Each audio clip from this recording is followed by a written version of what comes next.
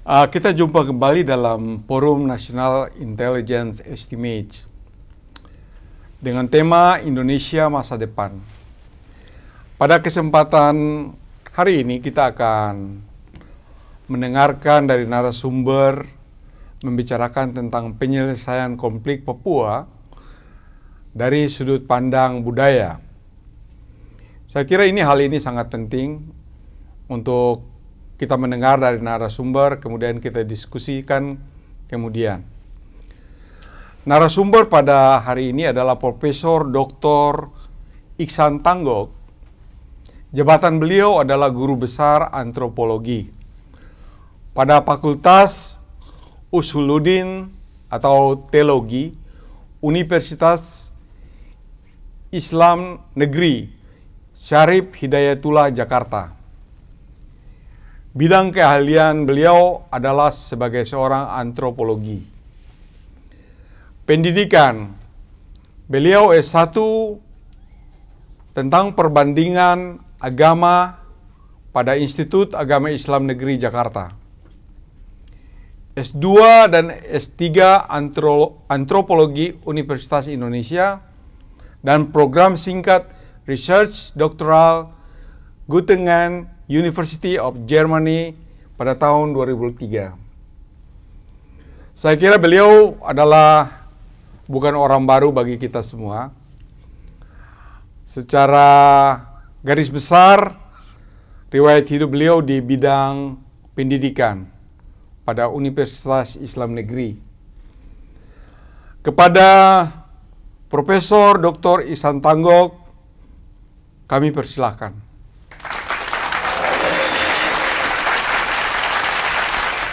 Terima kasih kepada Bung Adrian yang telah memberikan kesempatan kepada saya untuk mempresentasikan atau memberikan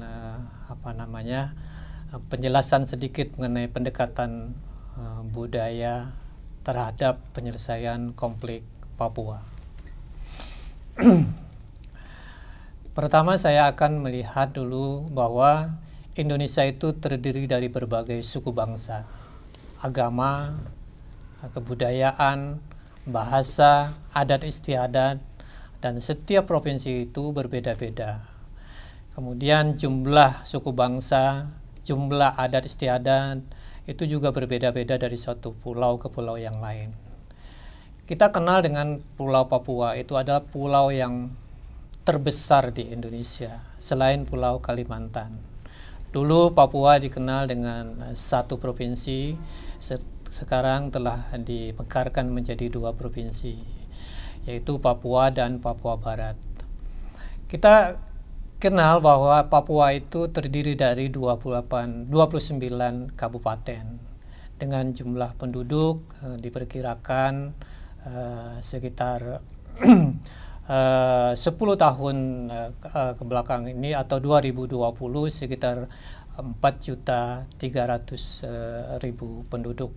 Dalam 10 tahun penduduk Papua itu naik 1.470.000. Luas 224,37 kilometer.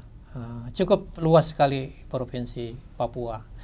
Kemudian kita kenal juga dengan Provinsi Papua Barat. Papua Barat itu pada tahun 2020 tercatat penduduk Papua Barat pada bulan September 2020 sebanyak 1,13 juta jiwa. Dibandingkan dengan sensus penduduk sebelumnya yaitu tahun 2010 bahwa terdapat penambahan 373.065 jiwa.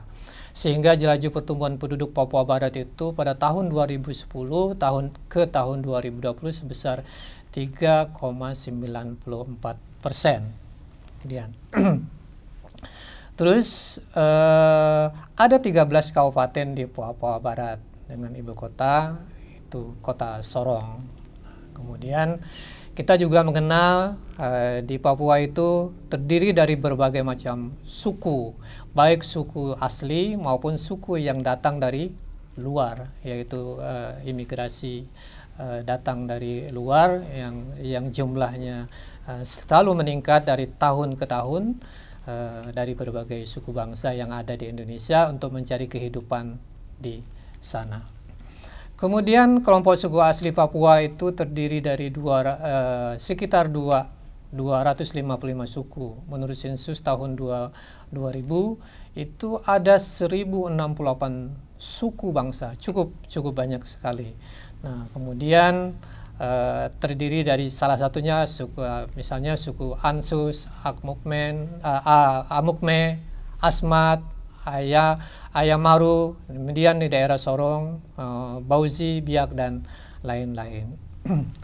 Kemudian suku di Papua Barat itu asli Papua termasuk Arapak itu ada 9,18%, Biak itu 7,4%, dan seterusnya. Jumlah penduduk kemudian jumlah penduduk di Papua Barat suku aslinya ada 387.816. Nah, kemudian suku lain di Papua Barat itu misalnya datang dari Jawa, Maluku, Sulawesi, Bugis, Makassar, NTT, dan sebagainya. Kebudayaan ini yang menjadi penting bagi kita, bahwa setiap suku bangsa itu memiliki budaya yang berbeda-beda, bahasa yang berbeda-beda, adat istiadat yang berbeda-beda. Nah, ini yang menjadi penting untuk kita pahami. Setiap suku bangsa yang masuk ke suatu daerah itu harus bisa menghargai budaya yang ada di daerah tersebut. Kalau tidak, ini akan menjadi persoalan konflik yang dimana tidak ada kecocokan antara budaya pendatang dengan budaya asli. Contohnya misalnya beberapa tahun yang lalu atau 10 tahun yang lalu itu terjadi berbagai konflik, misalnya di Ambon, konflik di Kalimantan. Nah, ini persoalan perbedaan budaya, bahkan kepincangan ekonomi dari suku pendatang dengan suku asli. Kemudian suku-suku di Papua misalnya juga punya alat-alat musik dan sebagainya, dan punya alat-alat musik tradisional, tari-tarian tradisional dan sebagainya. Ini juga cukup menarik sebenarnya untuk kita pahami, kita kenali, dan untuk kita kita dorong kepada tingkat nasional, tingkat internasional, bahwa budaya-budaya dari Papua ini cukup banyak, sehingga bisa kita perkenalkan kepada orang luar. Ini cukup menarik untuk bagi perkembangan seni di budaya Papua. Terus pendekatan budaya, ini banyak orang juga mengatakan bahwa untuk menyelesaikan persoalan konflik di Papua yang sekarang ini kita kenal, kita tahu bahwa masih terjadi berbagai konflik di Papua, baik pembakaran puskesmas, pembakaran sekolah, dan terjadi di mana-mana. Nah, ini persoalan konflik yang selalu menghantui masyarakat kita, dan bahkan ini menjadi ketidaknyamanan bagi masyarakat Papua yang dimana hidup selalu dalam konflik yang selalu mengancam jiwanya. Nah, banyak orang mengatakan bahwa pendekatan yang cukup baik itu bukanlah pendekatan keamanan yang sekarang dilakukan, tetapi adalah pendekatan budaya. Nah, pendekatan budaya ini tidak semata-mata juga bisa menyelesaikan persoalan Papua, tetapi perlu juga kita kombinasikan antara satu pendekatan dengan pendekatan yang lain. Misalnya, kita juga dengan menggunakan pendekatan budaya untuk menyelesaikan berbagai persoalan Papua, kita juga tidak harus meninggalkan pendekatan lain, misalnya pendekatan ekonomi, pendekatan keamanan, pendekatan politis, karena persoalan yang terjadi di lapangan itu bukan persoalan budaya saja, tetapi juga berbagai persoalan, termasuk persoalan multi persoalan. Jadi kita juga harus menggunakan pendekatan multi pendekatan. Nah, cuma yang perlu kita ketahui bahwa pendekatan ini mungkin yang lebih porsinya yang lebih besar adalah pendekatan budaya lebih kita kedepankan. Bagaimana pendekatan kemanusiaan terhadap orang-orang Papua. Jadi tidaklah semesti bisa saja dalam dunia militer, bisa juga menggunakan di dalamnya dengan pendekatan budaya. Kemudian bagaimana solusinya? Sebelum saya sampai kepada solusi itu, kita juga bisa mengenal berbagai suku. Misalnya yang cukup terkenal adalah suku Dani. Suku Dani itu mempunyai kebudayaan yang berbeda-beda, ya. Ada yang bagaimana dia ini mengenal mempertahankan, merasakan suatu kesedihan apabila dia ditinggal oleh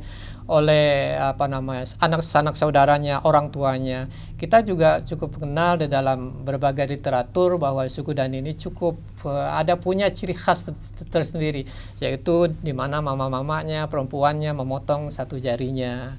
Kemudian kalau meninggal lagi satu keluarganya memotong yang jari yang lain dan sebagainya. Ini suatu ciri khas yang unik yang sampai sekarang masih dipertahankan oleh orang-orang Dani.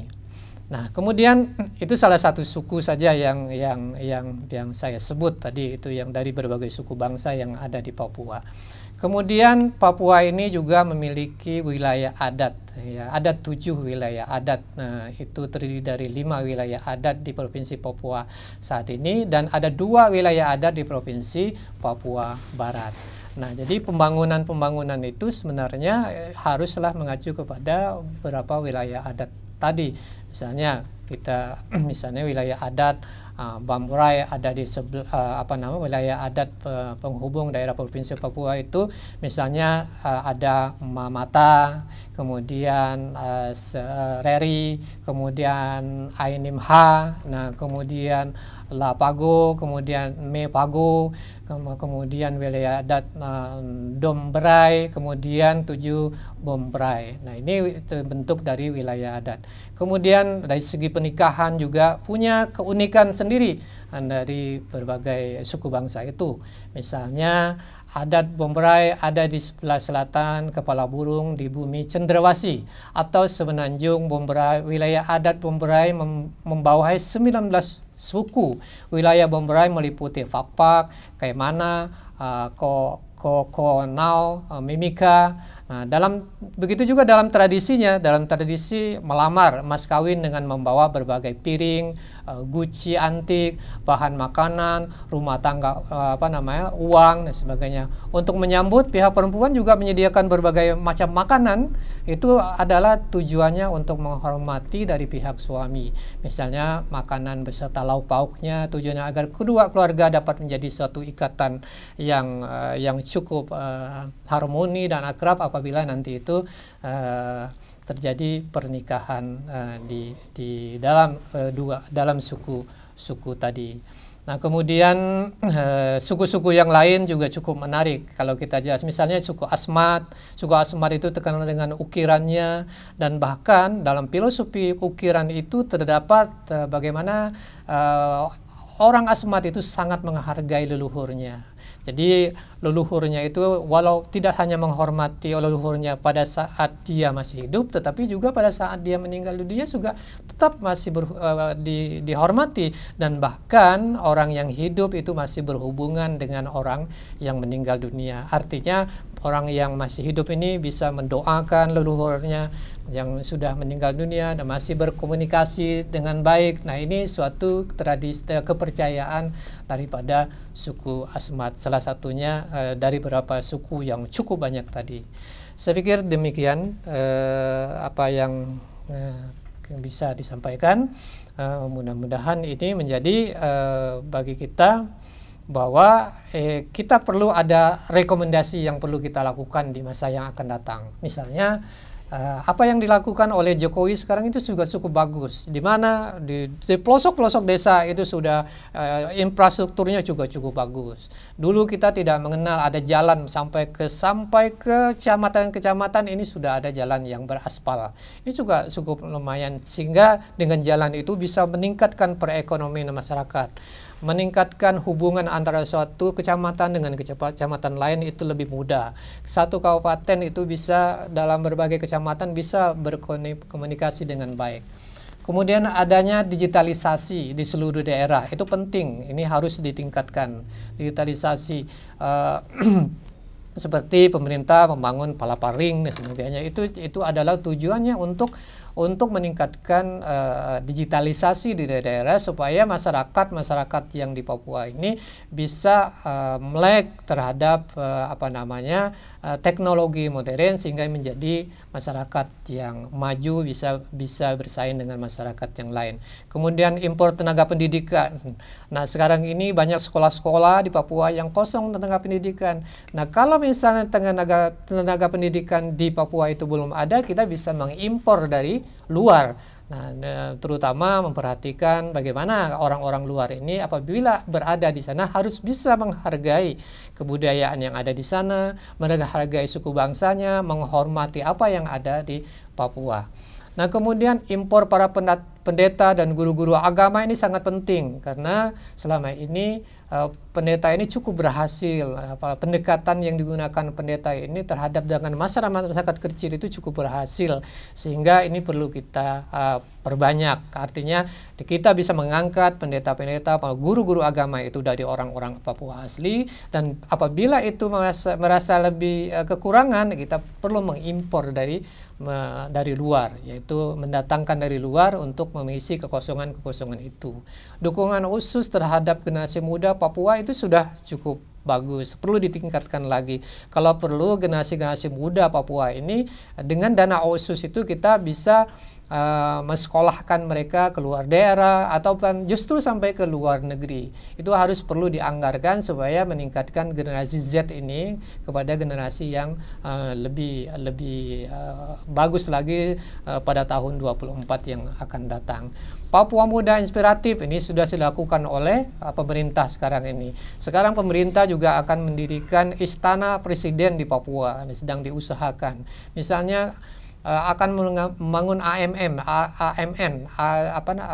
asrama mahasiswa Nusantara di 5 kota, misalnya di Jawa, itu di Jogja, kemudian di Surabaya, di Malang, kemudian di Manado, nah kemudian di Makassar, Jakarta. Tujuannya apa? Agar tidak ada lagi asrama mahasiswa yang sifatnya kedaerahan, misalnya ini itu di dalam asrama Nusantara itu terdiri dari berbagai suku bangsa apa saja, dari universitas apa saja bisa masuk ke situ. Inilah tujuan dari pemerintah untuk bagaimana membaurkan dari berbagai suku bangsa itu dalam suatu wadah asrama mahasiswa. Kemudian meningkatkan kurikulum pendidikan kebangsaan. Ini penting sekali, bahwa itu di sekolah-sekolah itu harus ditingkatkan kurikulum pendidikan kebangsaan. Ditanamkan kepada generasi muda pendidikan kebangsaan, wawasan Nusantara, itu yang penting bagi generasi muda kita di sekolah-sekolah. Kemudian pembangunan universitas di setiap kabupaten itu penting. Jadi dengan tidak hanya di provinsi saja, kalau perlu di setiap kabupaten itu ada sekolah tinggi, minimal sekolah tinggi, jangan tingkat universitas. Provinsi boleh di universitas. Jadi setiap kabupaten itu harus ada sekolah tinggi. Di samping sekolah menengah dan juga harus ada sekolah tinggi. Minimal di setiap kabupaten yang ada Papua itu juga harus ada sekolah tinggi. Untuk apa? Supaya kita generasi Z ini bisa menerima generasi yang akan datang itu bisa lebih maju lagi dalam dunia pendidikan dan bisa setara dengan daerah-daerah lain.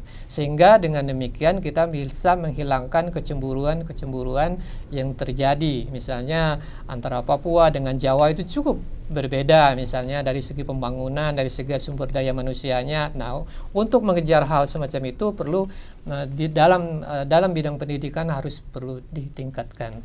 Demikian apa yang dapat saya sampaikan tentang bagaimana pendekatan budaya ini bisa kita lakukan untuk salah satu jalan untuk penyelesaian Papua. Terima kasih.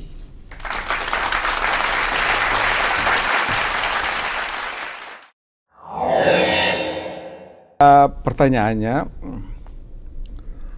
bagaimana ke depan pemerintah harus bersikap untuk menyelesaikan konflik di Papua ini dari sudut pandang budaya, atau Bapak sebagai seorang antropolog memberikan beberapa saran bagaimana pemerintah seharusnya melakukan itu. Jadi bagaimana penjelasan Bapak tentang itu? Silakan. Ya, baik. Pertama kita harus melihat dulu apa persoalan yang ada di sana. Jadi inti persoalan itu apa. Jadi kalau kita tidak tahu inti persoalannya itu, kita juga sulit untuk melihat apakah ini yang lebih cocok, pendekatan keamanan kah, pendekatan ekonomi kah, pendekatan budaya. Nah, sekarang ini sudah dilakukan multi pendekatan oleh pemerintah. Saya pikir itu cukup bagus. Kan perlu kita lihat juga bagaimana pendekatan itu perkembangannya bagaimana, perlu kita tinjau kembali. Perlu kita evaluasi apakah yang dilakukan oleh pemerintah selama ini sudah cukup bagus atau perlu ditambah lagi dan sebagainya. Itu perlu kita kaji kembali. Nah, beralih kepada tingkat pendekatan budaya. Pendekatan budaya itu adalah melihat suatu masyarakat itu dari sudut pandang budaya mereka sendiri, bukan dari luar, outsider. Tetapi bagaimana kita melihat itu dari sudut pandang budaya mereka sendiri, insider. Seperti apa? Kan mereka itu dalam suatu suku masyarakat itu, tidak hanya Papua ya, suku-suku bangsa itu dia punya cara sendiri dalam menyelesaikan persoalan. Misalnya apabila terjadi konflik, dia sendiri bisa melakukan ada cara sendiri yang bisa dia lakukan. Contohnya dalam masyarakat Dani juga, kalau dalam mau berperang antara suku dan sebagainya juga harus ada musyawarah sebenarnya. Nah, jadi perlu juga bahwa pendekatan-pendekatan musyawarah, dialog itu perlu kita kembangkan. Misalnya kita di sana ada pendeta, ada tokoh-tokoh agama, ada tokoh-tokoh adat, dan ini perlu untuk diberi porsi di situ. Bagaimana suara mereka ini kita dengarkan untuk apa yang harus kita lakukan, apa yang harus pemerintah lakukan di masa yang akan datang. Jadi penting sekali karena mereka sendiri yang tahu persoalan budaya mereka. Nah, begini, perlu dikembangkan adalah pertama harus ada dialog ya. Mengundang tokoh-tokoh agama, mengundang tokoh-tokoh adat, atau ya kepala-kepala suku dan sebagainya. Nah, kita dengar apa yang sebenarnya yang diinginkan oleh mereka itu. Oke, Pak. Jadi dialog. Sesuai dengan hasil dari LIPI. Ada akar permasalahan konflik di sana kan ada 4. Salah satulah aspek sejarah. Sejarah yang berhubungan dengan PPRA tahun 61. Saya kira itu dibahas pada sesi yang lain. Yang kedua adalah ketidakadilan. Bagaimana Bapak melihat ketidakadilan? Apakah betul itu ada ketidakadilan yang terjadi di Papua? Ketidakadilan itu memang kalau kita melihat Papua dengan daerah-daerah lain, perlu mungkin ada perbandingan antara Jawa dengan Papua, itu jauh juga pembangunan berbeda ya. Nah, tapi tidak semua juga kabupaten di Papua itu dalam kondisi seperti itu. Tapi banyak juga kabupaten yang maju. Seperti Bintuni itu luar biasa kan, maju terkaya di Indonesia, kabupaten terkaya. Nah, jadi jangan juga kita melihat suatu daerah ini membandingkan dengan ini di kabupaten di provinsi lain juga demikian juga. Tidak semua kabupaten itu maju gitu kan. Nah, tapi ketidakadilan itu misalnya seperti apa yang disampaikan oleh orang-orang Papua sendiri, misalnya kekurangan guru, kekurangan tenaga medis, bahkan di dalam rumah sakit itu alat-alat kesehatan pun juga kurang. Di situ juga merupakan suatu ketidakadilan. Nah, saya pikir apa yang dilakukan pemerintah selama ini dengan adanya dana otsus itu bisa sebenarnya dilakukan. Misalnya kekurangan tenaga guru, bagaimana kita kita mencetak sumber daya manusia orang Papua asli, bisa kita sekolahkan ke luar daerah, bisa di dalam negerinya sendiri, dalam Papuanya sendiri, bisa juga ke luar negeri. Nah, dengan dana itu kan bisa kita lakukan untuk meningkatkan SDM Papua sendiri. Nah, kalau memang SDM-nya sudah stabil dan sudah sama dengan orang-orang luar, ya dia suruh kembali ke daerahnya untuk membangun daerahnya sendiri, misalnya untuk Bintuni, kemudian untuk Pakpak, Manokwari dan sebagainya. Itu orang-orang perlu untuk kembali ke sana membangun Papua. Itulah gunanya saya pikir dana otsus. Jadi tidak hanya sekedar infrastruktur yang dibangun, tetapi juga manusia Papuanya juga perlu untuk dibangun. Kemudian fasilitas kesehatan juga perlu dibangun. Ini kan orang-orang di Papua itu kan masih ada di pedalaman. Ya, benar. Kemudian cara hidup mereka juga kan masih sangat jauh daripada apa yang kita bayangkan. Ya, sederhana. Malahan ya sangat sederhana, dan beberapa masih tinggal di rumah pohon misalnya. Ya.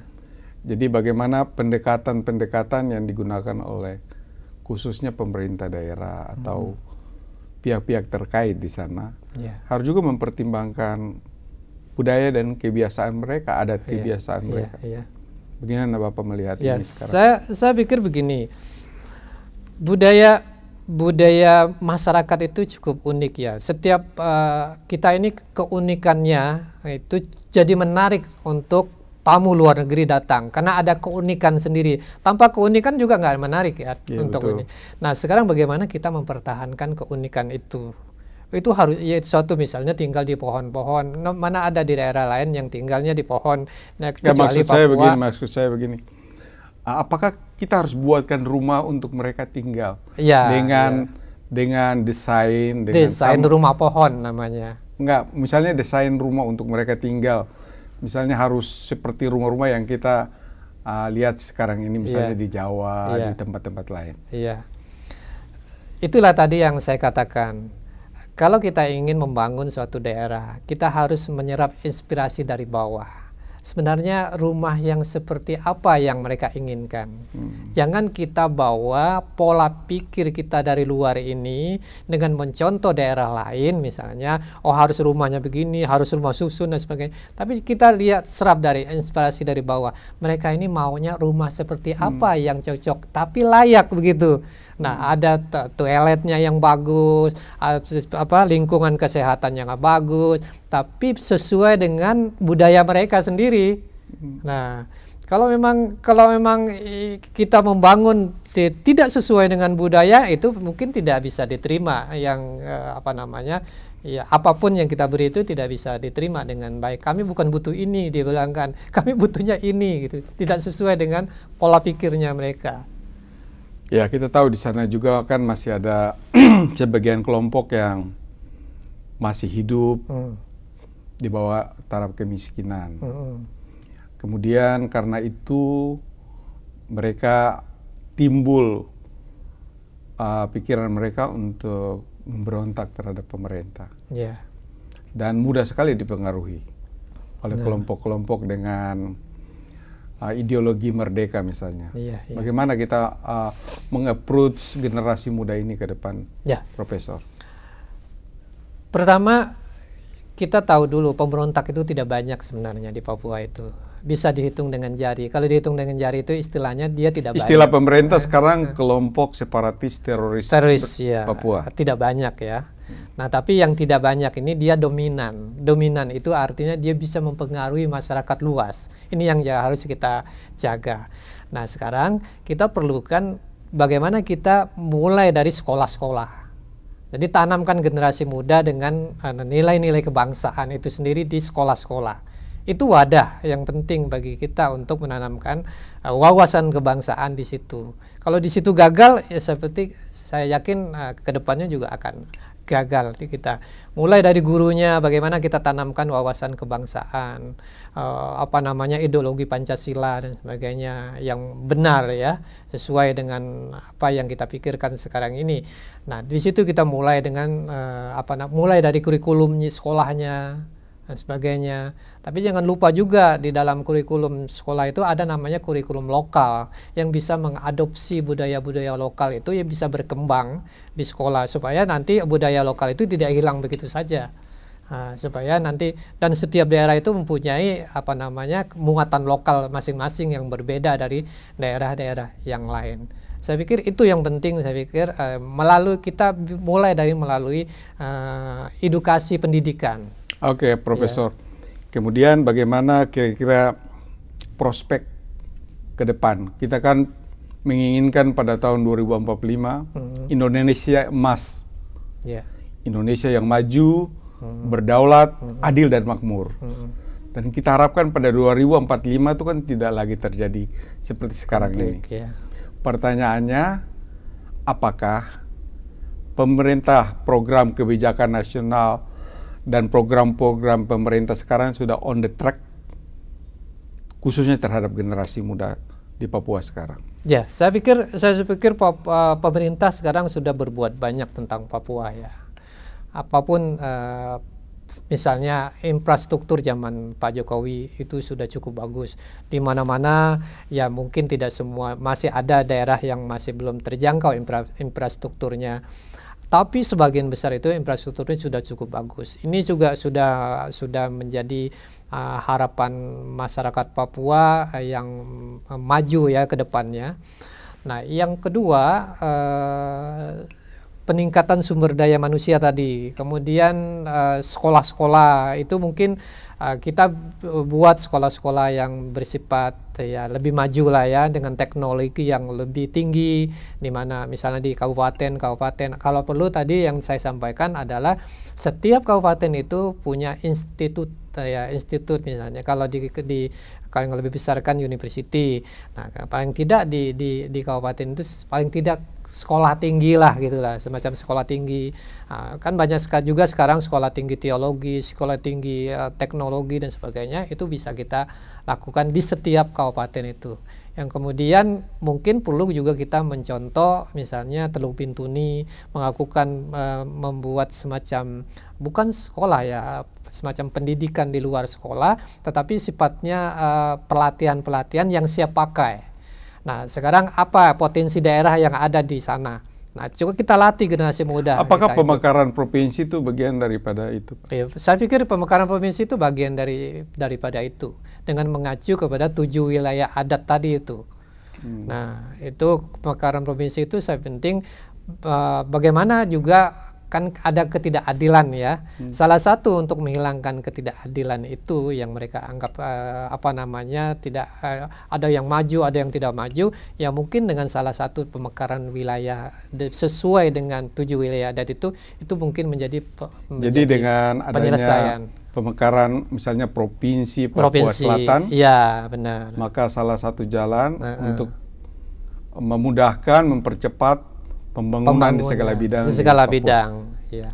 Oke, terima kasih Profesor untuk waktunya dan pencerahan kepada kita semua. Sekian dan terima kasih.